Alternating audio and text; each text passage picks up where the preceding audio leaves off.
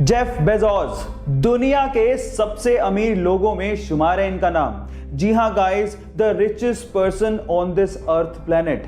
लेकिन इसके बावजूद भी उनका डाउन टू अर्थ नेचर देख के आप लोग हैरान रह जाओगे।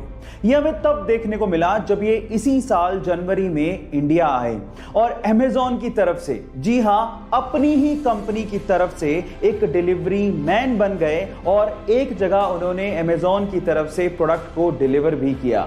गाइस, अब आप समझ चुके होंगे कि अमेज़न इतनी ऊंचाइयां क्यों छू रही है। जब नेतृत्व ही इतने कमाल का हो तो कंपनी ऊंचाइयां छुएगी ही। आपकी जानकारी के लिए मैं आपको बता देता हूं कि अमेज़न एक ऐसी कंपनी है जो कि कस्टमर सर्विसेज को बहुत ज्यादा तवज्जो देती है और कस्टमर्स को किंग मानती है। ये इंटरेस्टिंग फैक्ट जान के आपको कैसा लगा, चैट सेक्शन में लिखना मत भूलिएगा। जब वो पैदा हुआ तो उसके शरीर में 40 फ्रैक्चर्स थे। डॉक्टर्स ने कहा कि 2 दिन से ज्यादा तक जिंदा ही नहीं रह सकता। लेकिन वो कहते हैं ना, जाको राके साइया मार सके ना कोई, कुछ ऐसा ही हुआ, वो बच्चा जी गया। फिर डॉक्टर्स ने फाइनली उसका इलाज शुरू किया, लेकिन पेरेंट्स को कहा कि प्लीज आप अगले 6 महीने तक इसको हाथ मत लगाइएगा, क्योंकि उसको हाथ लगाती उसकी हड्डियां टूटने लगती थी। फाइनली ये 15 साल का लड़का, जिसके शरीर में टोटल 140 फ्रैक्चर है, जिंदा दिली की मिसाल है। वो अमेरिका का एक फेमस रैपर और एक मोटिवेशनल स्पीकर भी है। Yes, I am talking about Sparsha, जिसने एमिनेम के गाने आई एम नॉट अफ्रेड को उससे भी तेज गाकर रिकॉर्ड बना दिया, जिसको यूट्यूब पर अभी तक 14 मिलियन से ज्यादा हार्ट्स मिल चुके हैं। I'm not afraid to take a stand. Guys, यहां सीखने लायक बात यह है कि हालात कैसे भी हो, आपको जिंदगी जीने का जज्बा होना चाहिए, तब आप कुछ भी कर सकते हो। Thank you.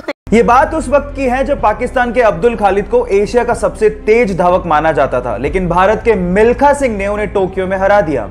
तब पाकिस्तानियों ने कहना शुरू कर दिया, ये तो तुक्का है, मिल्खा सिंह तुक्के से जीता है।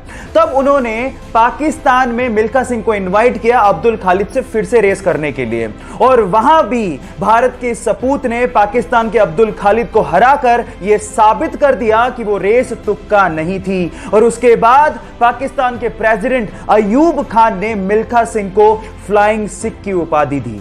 आज से दुनिया तुम्हें एक सिख नहीं बल्कि फ्लाइंग सिख के नाम से जानेगी। सलाम है ऐसे सिख को जिसने भारत का नाम रोशन किया और हमारा सिर फख्र से ऊंचा किया। गाइस, ये चैनल मैंने बनाया ही इसलिए है ताकि हमारे आसपास कुछ अच्छा और यूनिक हो रहा हो तो मैं आप तक वो चीजें पहुंचा सकूं। और उसी कड़ी में आगे बढ़ते हुए आज मैं आपको एक ऐसे इंडियन आर्टिस्ट से मिलवाने वाला हूं जो अपनी आर्ट को किसी ब्रश या पेंट से नहीं बल्कि एक सिंपल सादे से टाइपराइटर से बनाते हैं। है ना ये अमेजिंग? जी हाँ गाइस, सिर्फ टाइपराइटर से वो ऐसी पेंटिंग बना डालते हैं जो आपने कभी सपने में सोची भी नहीं होगी। मिलिए ऐसी गुरुमूर्ति से जो कि बेंगलोर से बिलोंग करते हैं और अपनी इसी यूनिक आर्ट की वजह से वो पूरी दुनिया में पेंटर्स और आर्टिस्ट में बहुत ज्यादा फेमस भी हैं। सो गाइस, ये आर्ट और ये आर्टिस्ट आपको कैसा लगा और क्या आपको being an Indian proud feel हुआ? चैट सेक्शन में लिखना मत भूलिएगा। Bill Gates and Warren Buffett दुनिया के सबसे अमीर लोगों में शुमार हैं। एक बार इनके ऊपर एक डॉक्यूमेंट्री बन रही थी, तब इन्हें अलग अलग इनवाइट किया गया और इनसे रिक्वेस्ट की गई कि आप अपना सक्सेस मंत्रा, अपना secret of success on a piece of paper एक वर्ड में प्लीज लिख के दीजिए। तब इन लोगों को अलग अलग बिठाया गया। इन दोनों के बीच में कोई इंटरेक्शन भी नहीं था।